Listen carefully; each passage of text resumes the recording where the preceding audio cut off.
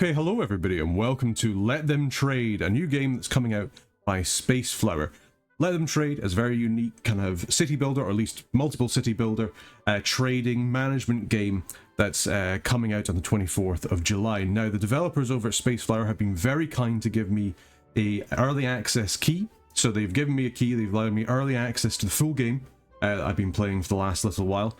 Prior to release, as well as allowing me to put a little bit of content up after the embargo is lifted, which should be, well, by the time you're seeing it, it'll be now, which is the 21st of July.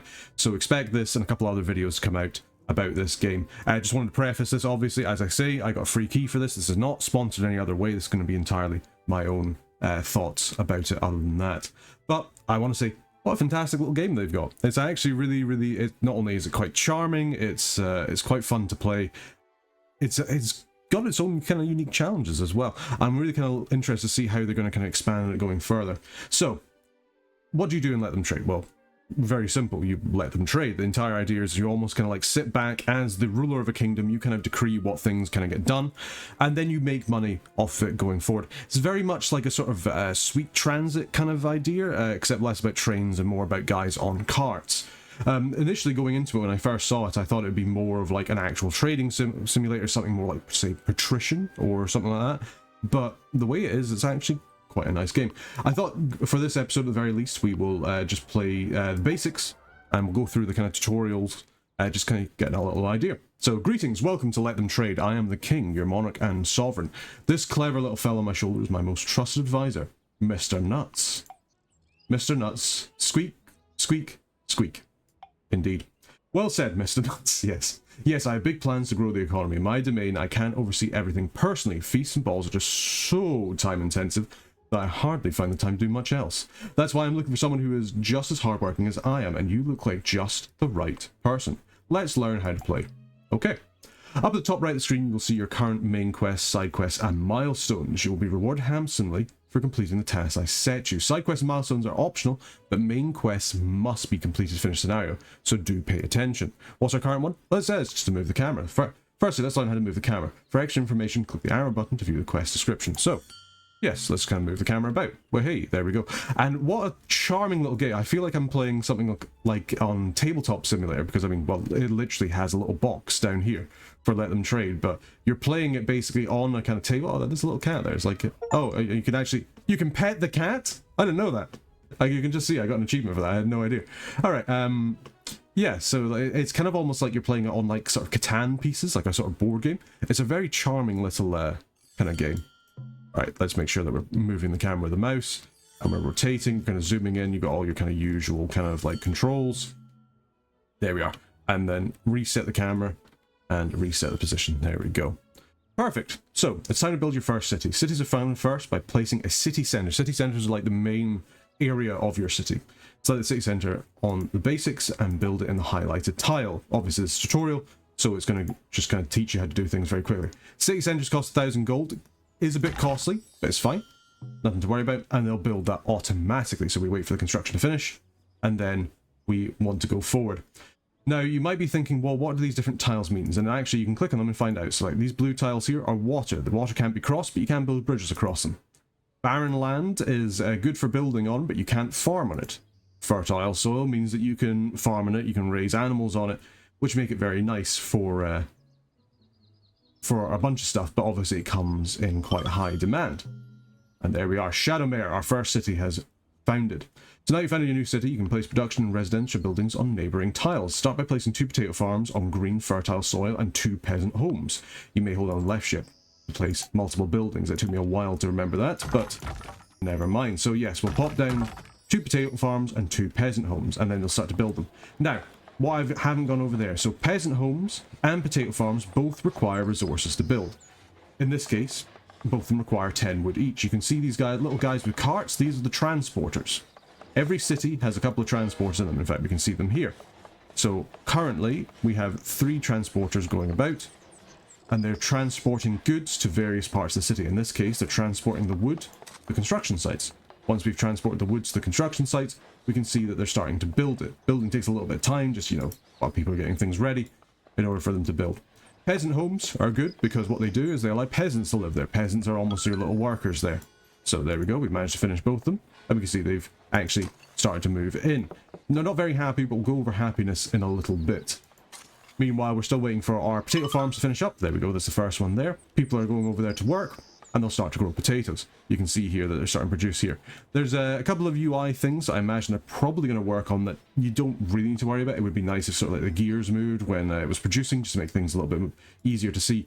But I imagine this is the kind of thing they're either going to sort of do post-release, or they're going to do, you know, when they get the time. There we go, perfect. So did you see the little guys, the carts transporting the resources to the building sites just then? Those are the city transporters. All resources must be transported from where they're produced to where they're consumed, and the transporters are responsible for doing so inside a city. When you're about to place a building, you'll see the arrows to indicate the distance that will need to be travelled by the transporter. A city only has a limited amount of transporters, which means the bigger the city gets, the farther transporters will need to travel, and the more difficult for them it will be to keep up. And this is a major problem that you kind of sort of get with the game. It's like, as you get bigger, it's harder for your transport to keep up. So you have to get research in order to get around that.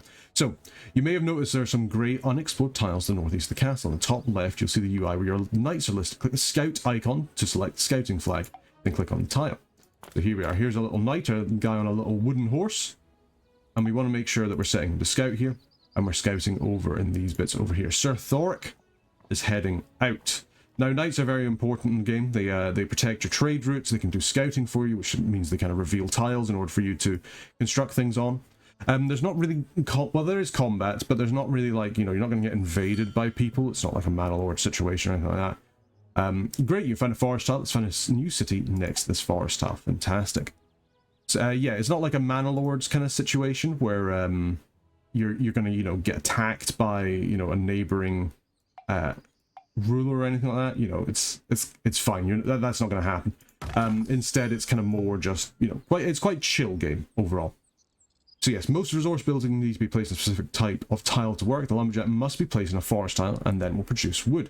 Like all production buildings, the lumberjack requires inhabitants to work there, in this case peasants. Don't forget to build a peasant home in your new city as well. So let's make sure that we're building ourselves 2 lumber and 2 peasants, just like we did before. Perfect. Not to worry, we're not quite at the stage where even the game's actually properly built. There we go, we've revealed all of our tiles. Fantastic, so our knight's coming back. We're just speeding up while we're getting this stuff built, so we can kind of get through a little bit more of the game, and kind of tell you kind of what's going on a little bit more. There we go, so the peasant house is complete, and the lumberjacks are done.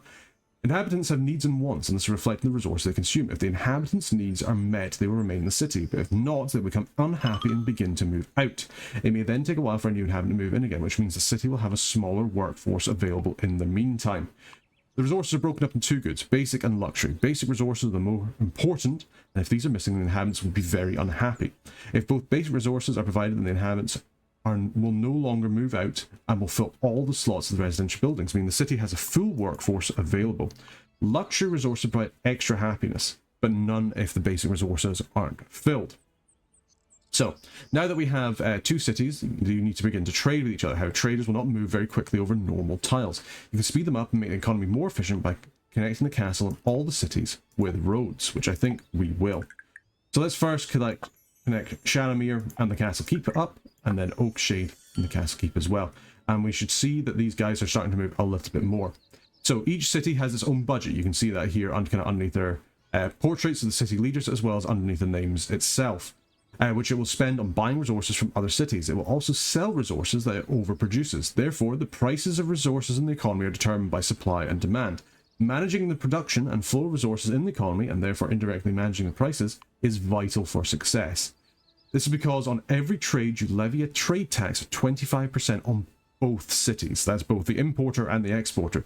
This is your primary source of income. Try to build an economy where cities are specialised and must import many resources from one another, but beware of monopolies as they may drive up prices and make the economy inefficient. You can see the market price of resource in the global resource overview in the top left up here. And you can click on resource in the global resource overview, which switches to focus mode. It shows you then who's trading with it, gives you global production consumption, as well as displaying which cities are trading. Fantastic. In our little economy, the first city will produce potatoes and buy wood. The second city will produce wood and buy potatoes. Let's watch it in action. So if we can click on here, we can see that we're currently producing wood over here. This one wants to consume wood.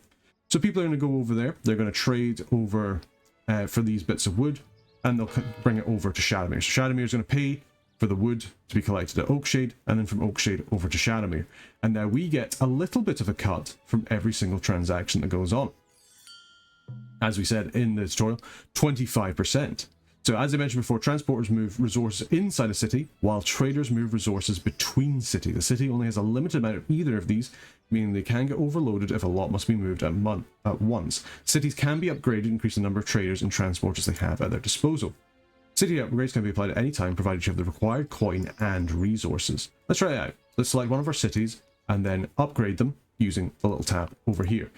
Now, in comparison to both of our things, it does look like Oakshade is the one that's currently a little bit more busy, so we'll upgrade him to level 2. This requires 20 wood and 20 planks. Now, planks we don't produce, but we have them in our castle keep. What this will mean is it will mean that people are going to come over here in order to grab our planks from our keep, and they'll bring them over in order to build up the city centre. In fact, they've already done it. What a fantastically efficient economy we have. And herein we kind of have the sort of main loop of the game. The main loop of the game is you produce resources, the resources then get traded between your cities in order to make you money. Now you need to keep the trade flowing because that's how you get your budget. If people aren't trading, it means that you're not going to be getting much in terms of taxes, unfortunately. Now you can donate money, you can also, I say, steal money from your towns, but they won't like it very much if you do that. And in fact, you probably don't want to do that as much as you can.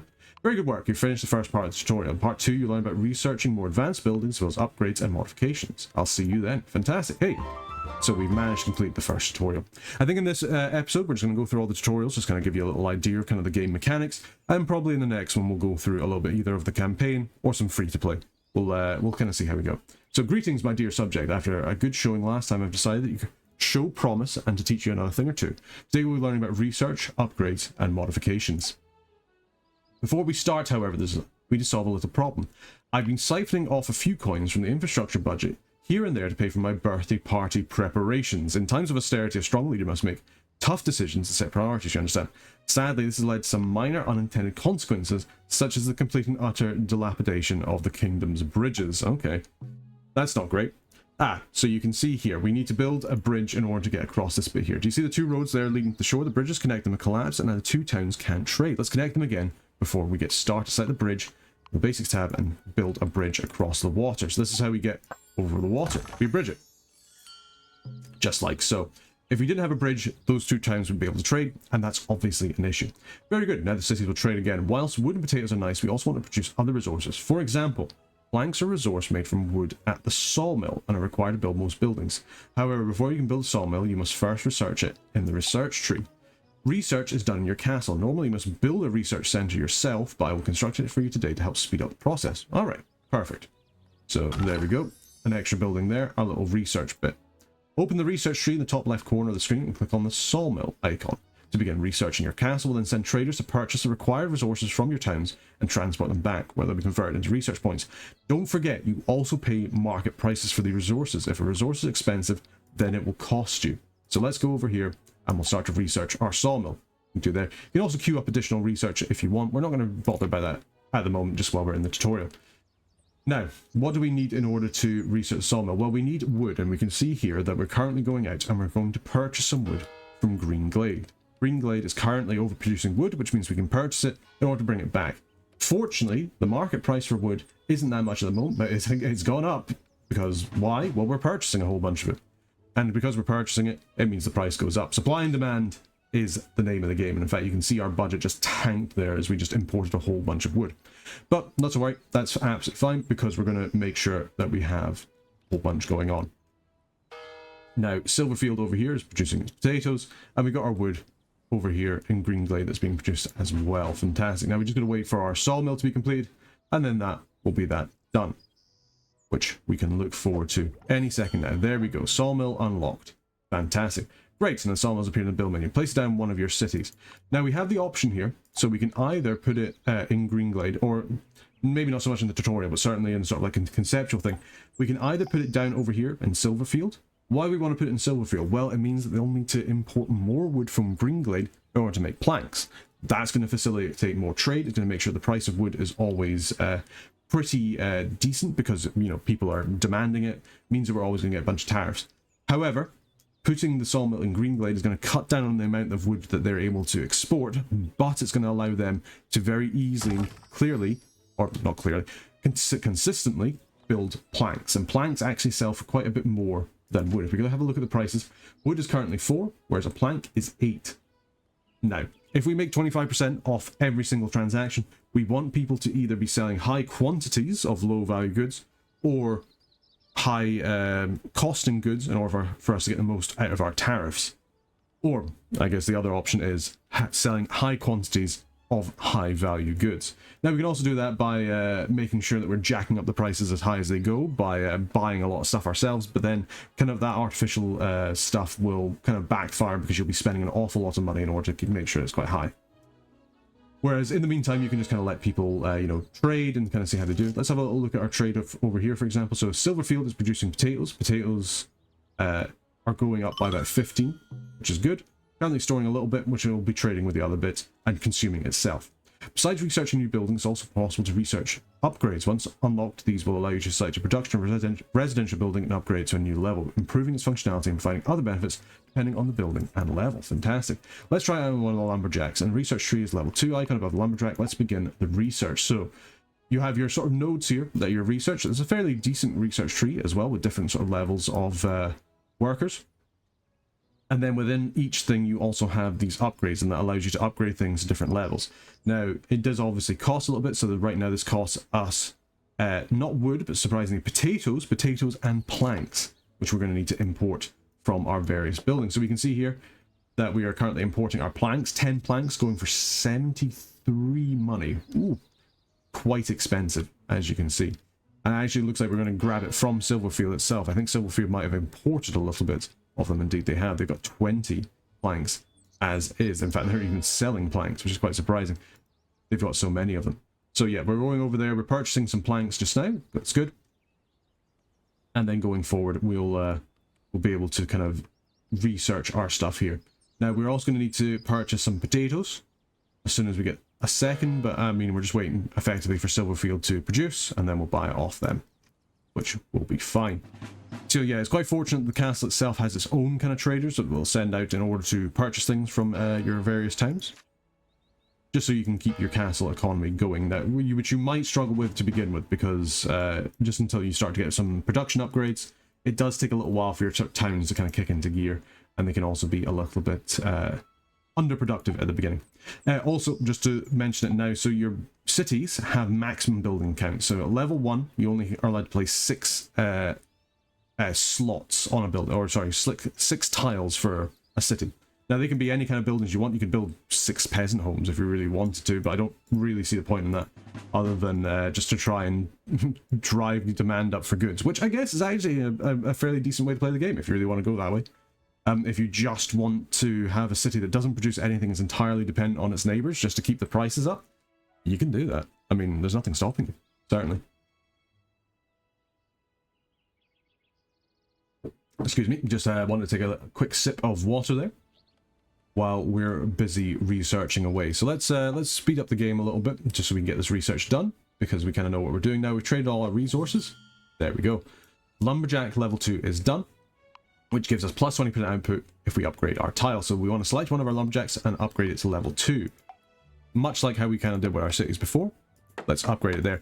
Buildings as well also have additional things that you can do, which you can select one of these benefits and the building will get that. So for example, if we wanted to, we could say, hey, let's make it so that all of our lumberjacks get plus 15% output for every other building of the same type.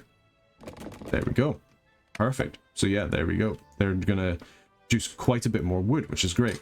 Equally, we can go over here and do it with our potato farms. So let's collect a farm and plus 15% output for every other adjacent building of the same type.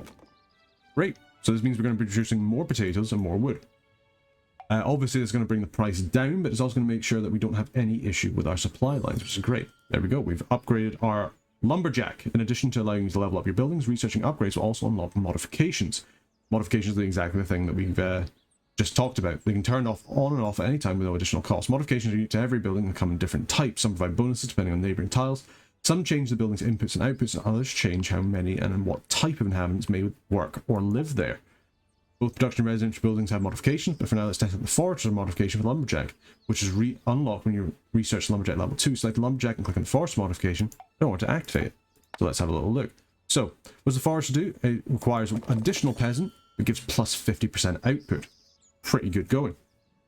Very good, but last but not least for today, let's also look at buying resources for your castle. As you may have noticed, it's set auto buy. Your castle will send out traders to automatically purchase resources for the research center and other castle buildings, which we've already seen.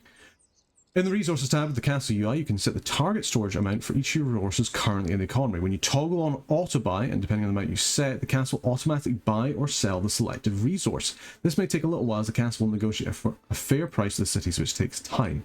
If you want to speed this process up, you can use the direct buy functionality. You can access direct buy from the resource tab of the castle UI. When selected, a list of all cities and their offers will display for that particular resource, allowing you to instantly purchase or sell the listed price in the city. Whilst this method is fast and convenient, the price will not be as good as when allowing the castle to haggle a price for you. Now try using direct buy to purchase wood for your castle storage. So let's go over to our castle keep. We want to purchase some of our wood. You can see here how much we're wanting. So we want to import some wood. So plus 10 wood for 39 gold if we have to. I suppose, whereas we could sell 4 of it for 14. Not too bad. Our trader comes out then. You know, we've negotiated this trade deal. He's taking that. He's coming back with the wood. Fantastic. And that means we're going to have more wood for our castle keep, which means that we have a decent amount stored. There we go. And actually, we've got to make sure that we have 60 wood. So let's make sure that we're auto-trading that. And then let's maybe just grab as much wood as we can. That should hopefully be enough. A little bit more expensive to obviously just purchase this automatically, but it is better than nothing. Let's send out another trader as well, just to grab the 7. That'll get us above what we require for this quest. Now, the good thing about purchasing things like that is it will increase the money of your city as well. The more money they have, the more they can spend on other goods and services, in fact, which is always very nice. And there we go. We've managed to get enough wood in storage. Congratulations, you finished the second part of the tutorial. I think I have a perfect little task for you. Something small to get you started. Meet me on the next map when you're ready to get started on your first job. Let's go. Don't worry, last tutorial. And see how we do. My dear and loyal subject, welcome to the Crooks Hey, on the outskirts of our kingdom. I know this may come as a surprise, but despite my impeccably wise and selfless leadership, this kingdom does have an occasional problem with bandits, and this is the introduction to combat within the game. Whilst Crooks Cay may look lovely and a serene island, it's been preyed on by the bandit Big Bad Bob for years. I can accept a bit stolen food here and there, but Bob recently unacceptable and started robbing my sweet, sweet trade. Today we're going to learn how to train a retinue, equip the knight, and finally kick Big Bad Bob's butt. First, let's research the light barracks in the research tree. When it's completed, you'll find the castle tab of the build menu. Place it down next to the castle. So, what do we need to get? A light barracks. What does light barracks do? Well, it allows us to train retinues. Remember I was saying the knights are quite important? They're very useful not only for scouting, but also for protecting your trade routes. Inside sort of knight, you know, every single knight that you have various different things you can have. You've got scout packages, which are basic provisions that allow them to reveal the map. And you also have retinues, light, medium, and heavy retinues. These are basic guys that go along with your knight and they will help them defeat bandits, fight against them, and defeat their forces as well. Now, they do take a little bit of time to build, and they also take resources to build, but it's another good way of kind of stimulating your economy and making sure that you don't have too many of a certain resource. There we go. We've managed to complete the light barracks, so let's build that up now. There we go. It's going to take a little bit of time to construct, so we'll just fast forward while we're doing that, just so we can get the tutorial done and dusted. There we go. Light barracks is done. Now you have a barracks, you can train some retinue. Retinue produced at the castle and can be equipped to the knight when he's back home. The retinue will help him out his battle, increasing his combat strength and helping him defeat bigger and badder bandits. At the light barracks, you can train the light retinue. They're newbies, they may not be the strongest, but they'll still pad out your numbers. If you ever want more detailed information about any of the systems, you can open them up with Mr. Nuts Wiki. Go nuts. Okay, so here we are. We're now you can see here that we're now training our light retinue. Now this will happen automatically, and we've currently got it set to permanent production, so that it will continue to create these light retinue until we have 99 light retinue. At least I assume. I haven't actually managed to get above 99, but I imagine that's probably the limit of, oh no, 100. There you go. Why do I say things that are obviously false? But no matter, we can now trade up our light retinue, and we need to get up to 3. So let's fast forward just while we're currently producing that, and we can see our little trade wagons kind of going across down below as Maple Watch and Lark Hill are both producing stuff as we go. Great, looks like the light retinue trained. You can now equip him tonight by selecting him and adding a light retinue to the night UI at the bottom of the screen. So we come down here and we say, hey, I want you to have 3 light retinue. He will then pick them up for when he's back at home in the castle. Perfect. Oh look, it's Big Bad Bob and he's looking for, and he's making for the trade route. Select the guard mode in the night UI and set the flag nearby to send him to go teach Bob a lesson quickly now before he makes off with my money. Well, we can't have that. Right. Off you go, Sir Knight. Go take him out. There you are, Sir Garrett. You can see how he moves a little bit faster on roads. Much like your trader, your knights will move faster on roads and then slower through various parts of terrain. So here he is. He's going to try and grab Big Bad Bob. No, you've missed him. You got to go back. There we are. He's managed to come back. Oh, he's given you the slip. Come on, Sir Garen. Brave, brave Sir Garen. Here we go. So this is the combat in the game, and it's over already. So effectively what happens is your kind of guys roll dice against the enemy. If you win the dice roll, then you kill the enemy. If you lose a dice roll, then your guy is killed. Now, you won't lose knights forever. Knights will retreat back to the castle if they're defeated, or killed in this case. So you don't have to worry about losing your knights, but you will lose your retinue if they lose a dice roll. Here we are. So we can see that we're currently rolling off. So we defeated his retinue. However, he has killed ours. So we go on to the next dice roll. You only ever really roll 1 dice at a time, but perfect, our retinue has managed to defeat the bandits. This is us attacking their camp. We should now have destroyed their camp. Indeed we have. And that's what you get for disturbing my lovely trade. Senseless hyper-violence. Very good work. We sure showed him. Yes, it seems like you really are handy to have around. I guess I'll have to find a job for you. Report back when you're ready, and we'll see you in the next map. Toodaloo. There we go. Thank you, King, and thank you, Mr. Nuts, for completing the tutorial. So, that's the tutorial done. And we're ready to start the campaign. But I think this is probably where we'll stop this episode here. So, just want to say a big thank you to the developers over at Spaceflower for giving us early access to the game. I've been really enjoying it so far, and hopefully you've enjoyed the tutorial. It's giving you a little bit of a taste of what's to come. I also want to give a big shout out to all the members of the Burger Band supporting the channel going forward and helping us get the sort of videos out and keep the channel going. Really do appreciate it. If you do want to become a member of the Burger Band, you can do that through the description link down below. Get it through YouTube. It gives you early access to videos as soon as they come out, rather than when they're scheduled to be released.